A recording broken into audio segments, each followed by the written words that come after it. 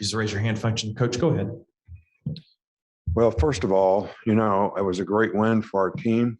We were in a lot of tough competitive situations, and guys responded well, made plays when they need to make them, especially on defense. And, I think there's a lot of things in the game that we probably didn't do well. We didn't block them up front very well. We didn't run the ball very well on offense. We couldn't run it at the end of the game when we needed to. We weren't as effective on third down. We had some protection issues. So a lot of things that we can fix, but I think we got to fix them so we can be a little bit more consistent. I think defensively, guys came up with a lot of big plays, got stops when they needed to get stops. And, I know that sometimes, we have an expectation that we're going to win easy, but sometimes it's not so easy. I think it's difficult to win in this conference. I think it's difficult to win week in and week out. I think you got to play your best. We probably didn't play our best in some areas of the team. And we got to get more consistency in how we play. So, I'm really proud of our players actually for how they competed in the game. Man, there was no way that, we were going to let them score at the end. And I think the defensive players really stepped up, and that was, great competitive character. Anyway, it's always good to beat LSU. I knew this was going to be a tough game. I knew they would play their best game of the year against us, and they deserve a lot of credit. They had a good plan. They changed some things up, and the guys really competed well and played hard in the game. So, but I can't tell you how proud I am of, the way our guys competed in the game to be able to win. Start with my Kodak right here, Coach.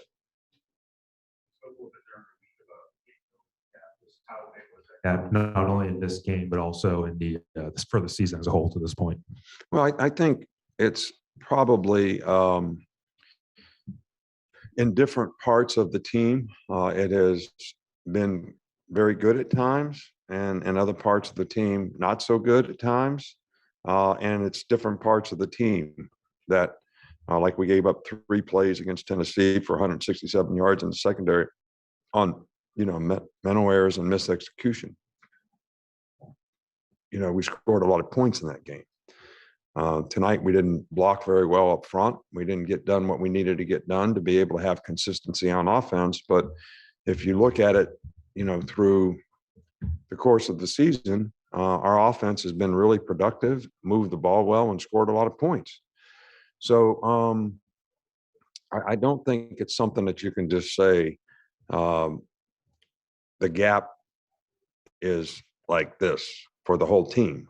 It's like this because of inconsistencies, and we need to fix those consistencies if we're going to be the kind of team that we want to be.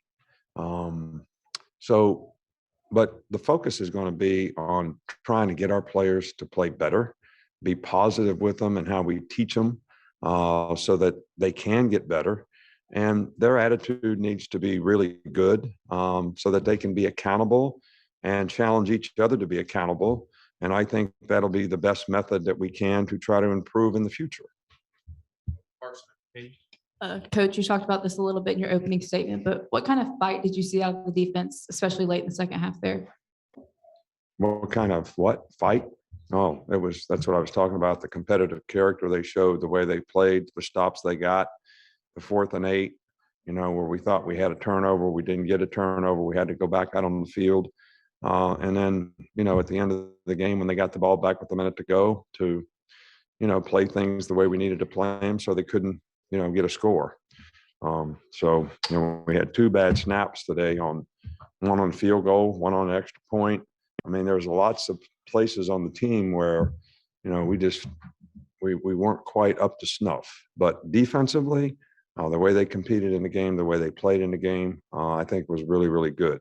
The one drive where they converted 2 4th downs, where they got to 14 points, that was probably not our best. But the rest of the game, I thought, was really pretty good.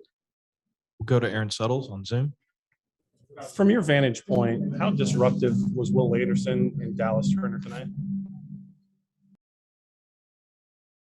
those guys did a great job. I mean, we affected the quarterback. That's always something that you want to be able to do in a game.